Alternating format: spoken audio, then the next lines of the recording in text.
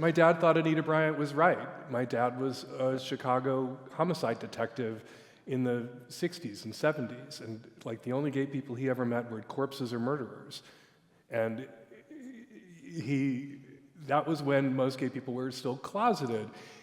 And he thought Anita Bryant was right, that like gay people recruited children and were pedophiles. And he would say those things in front of me when I was 12, and I already knew I was gay. And it was a real weird head fuck to be that kid thinking, your parents, they say, I love you, and you're like, no, you don't. I know you don't. You already told me you don't. And to hear him say these things about Anita Bryant was really devastating. And I forget what the question was. To take us to the current political mind, like how we're coming back and to we that. seem to get past that, like gays as, by coming out and doing deploying our secret weapon, which is being embedded in every family, being randomly distributed through the population. If 2 in my family. Maybe sometimes Tough not luck. so randomly, there is a genetic component.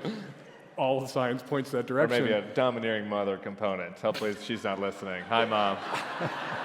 That could be a coincidence and a data point, not necessarily. I had that, and to see how easily it's been revived, and how the Republicans have divided our movement for civil rights advanced farther and faster than any other movement for civil rights ever because of that secret weapon, because we were talking to our parents and our siblings. And QAnon, Trump, all the shit that we've seen in the last 6 years drove a wedge into families that now they're pouring this into.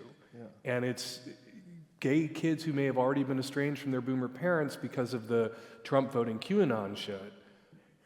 Their parents are being turned against them now in a way that I didn't think was possible 6 years ago. And it's really distressing. It's really scary.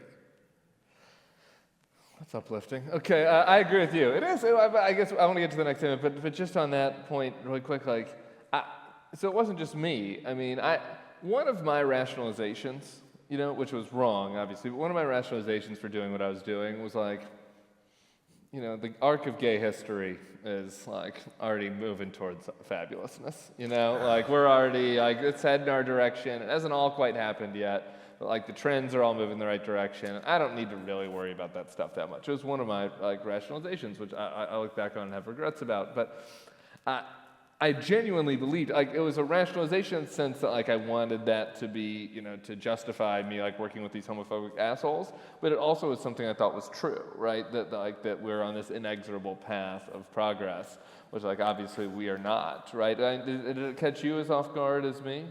It did. I've been shocked by how effective the groomer bomb was when it was dropped by some bizarre face-tuned spokesperson for DeSantis who seemed to be improvising at that moment. With the giant lip filler things. It seemed to just occur to her into the moment to throw that word out there, and it went off like a bomb. And it's been really distressing.